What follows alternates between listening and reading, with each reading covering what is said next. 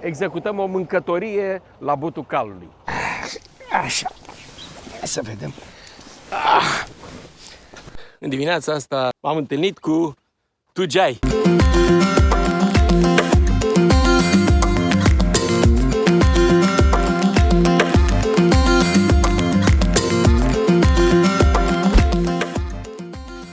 Hei, iată ne opriți la prima parcare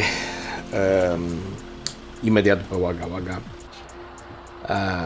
Sigur că vreau să mă asigur că am totul la punct, toate sunt aranjate. După cum observați sus, acolo e o canistră galbenă, acolo erau 4 canistre de 20 de litri de motorină. De ce? Ca să trec prin deșert. Și pentru că tot am oprit, am găsit cu cale să-mi fac și puțină curățenie, așa, de ochii lumii, ca să zic, nu prea mult. Nu trebuia să scot acum, să fac chiar curățenie generală, dar mi-am aranjat perna, mi-am aranjat tot ce trebuia să-mi aranjez și m-am pregătit și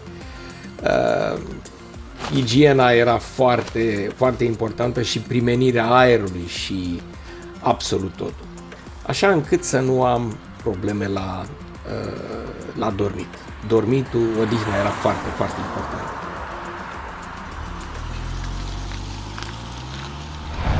M-am ambiționat și am plecat spre Perth.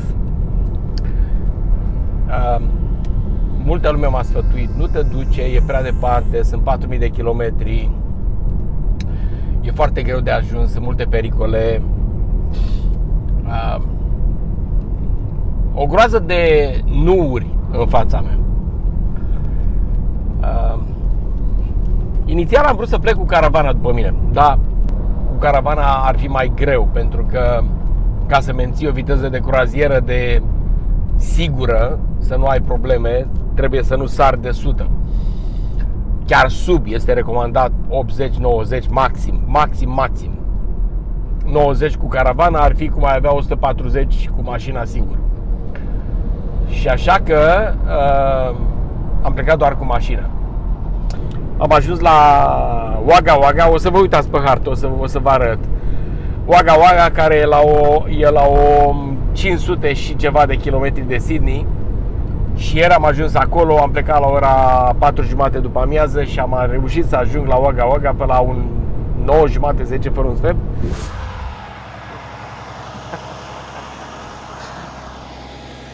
După cum vedeți, e o parcare unde sunt și foarte multe camioane. Executăm o mâncătorie la Butul Calului. Deci, n-am plecat cu caravana, așa cum v-am mai spus. În schimb, am plecat cu aragăzelul, cu pătuțul, cu toate chestiile astea, ou, cu trepiedul, cu apa, cu toate chestiile astea, laptopul, cu perna, cu... Deci, nu e convenabil, nu e luxos. Merge foarte bine. Restaurantul e peste drum. Nu mă duc la restaurant. Nu pentru că ar fi scump, ci pentru că îmi place chestia asta la Butul Calului. Și mi-am luat destulă mâncare de acasă și trebuie să o mănânc ca să nu se strice, nu? Cam asta ar fi. În rest, tirurile merg foarte bine, se merge cu 110, se merge lejer, drumul e liber. Numai în Sydney este foarte, foarte, foarte, foarte aglomerat. Aici facem 2 ușoare acum. Apa e maro. Dar e maro nu pentru că e murdară, ci e maro pentru că am făcut cafea dimineață și am plecat repede, n-am mai spălat, n-am mai stat să o spăl și acum așa că fierb apa unde a fost, fierb ouăle unde a fost cafeaua. Toate e absolut ok. Mă îndrept pe Mildura acum spre granița cu statul Victoria, după care o să mă îndrept spre Port Pirie și voi intra în South Australia, în statul Australia de Sud, South Australia îi spune. Bine, mai vorbim și vă mai țin la curent. Mă oprim puțin pentru că vreau să vă arăt o denumire. Uitați-vă, în australiană nu înseamnă nimic, în engleză australiană nu înseamnă nimic, în aborigenă probabil că înseamnă ceva, în românește înseamnă cu totul și cu totul altceva. acest nume de localitate, Gol-Gol. Prima dată am crezut Gogol, am crezut că nu văd bine, dar nu scrie Gogol, scrie Gol-Gol. Gol-Goluț, adevărul Gol-Goluț.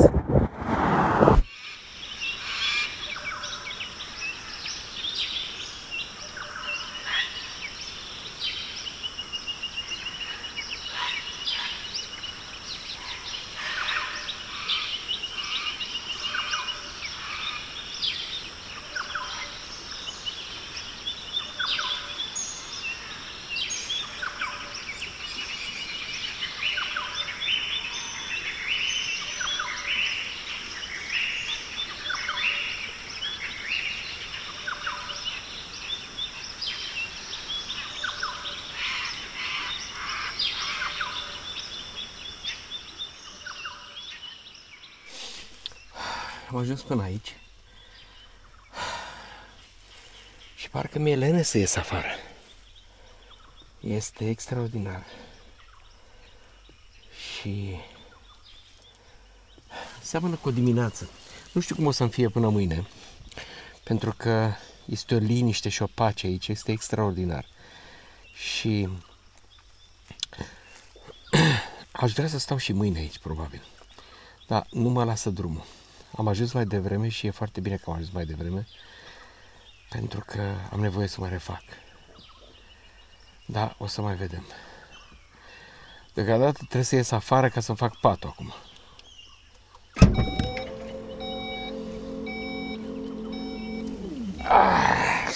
Așa. Hai să vedem.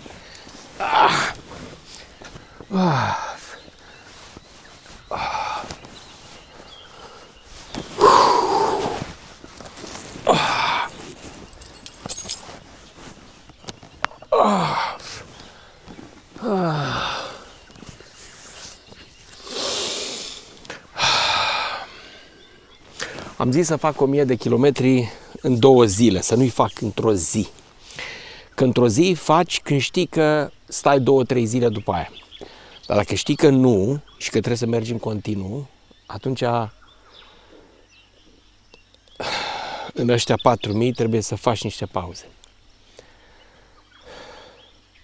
Uitați-vă și voi, ce-i trebuie omului? Ce-i trebuie omului ca să fie fericit? Cât de mult a făcut natura și cât de puțin trebuie să facem noi. Noi doar trebuie să o păstrăm așa cum este. Fără să-i facem nimic. Fără să-i aducem niciun surplus, fără nicio frumusețare, fără nicio tehnologie, fără nimic.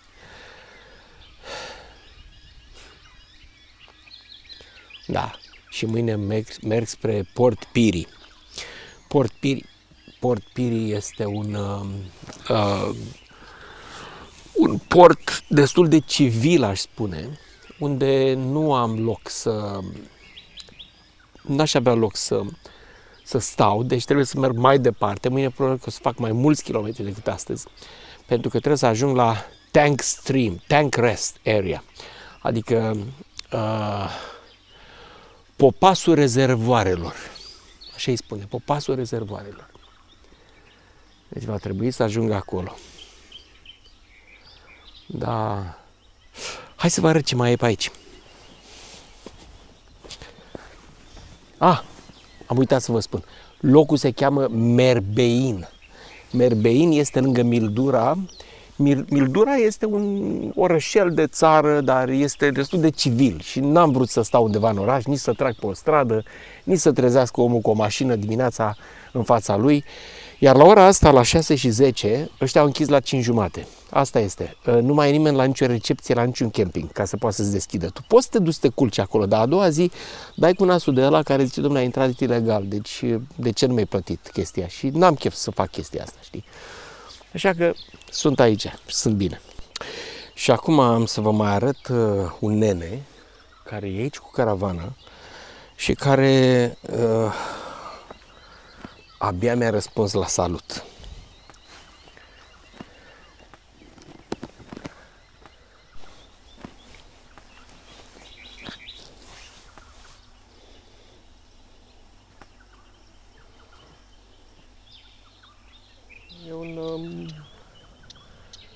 E un loc de vis, aș putea să spun. E departe de oraș, Unii oameni au ales să trăiască aici. După cum vedeți, e o embarcațiune care de fapt nu pleacă nicăieri sau pleacă pe distanțe foarte, foarte limitate. Ce vedeți în față se numește Murray River. Ăsta este un râu care desparte statul New South Wales de statul Victoria. Am plecat să mă plimb puțin și bineînțeles că mi-am luat o pălărie pe cap, cum se obișnuiește când te duci într-o pădure în Australia. Nu neapărat că ar fi sezonul căpușilor sau n-ar fi sezonul căpușilor, dar e mai bine să fii prevăzător pentru că nu știi niciodată când vine necazul și trebuie să fii pregătit. Să fii pregătit cu un spray care le îngheață și pe urmă scoți încet și nu. Mai bine nu. E destul de grav dacă se întâmplă așa. Deci o pălărie salvează situația.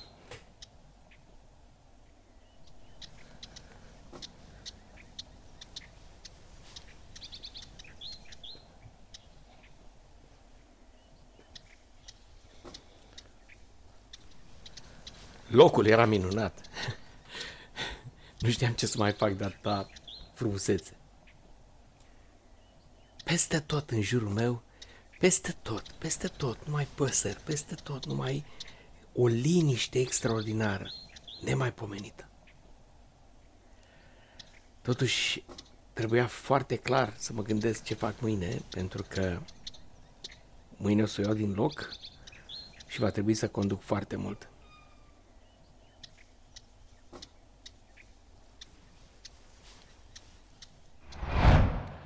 Ce mică e lumea! În dimineața asta, stând aici, m-am întâlnit cu Tujai, care este din Turcia și este pe aici, prin părțile astea din Melbourne, aproape de Melbourne, suntem în Merbein și m-a întâmpinat și am schimbat câteva cuvinte în limba turcă. Pamak, you said pamak? Parmak. Parmak. Thumb. Deci ăsta e parmacul. Și ăsta este? The finger. Hang on. You told me that is the one who's pointing. İşaret, that's what's it called? How long ago have you been left Turkey? I came here when I was a little kid. Deci de când era copil a venit aici? 1970. În 1970. Aveam, Long I was time. 6 years old. My God! Eram de 6 ani atunci. Yeah. 1970. Ok. Călătorul ieșea de bine cu drumul, așa că la drum.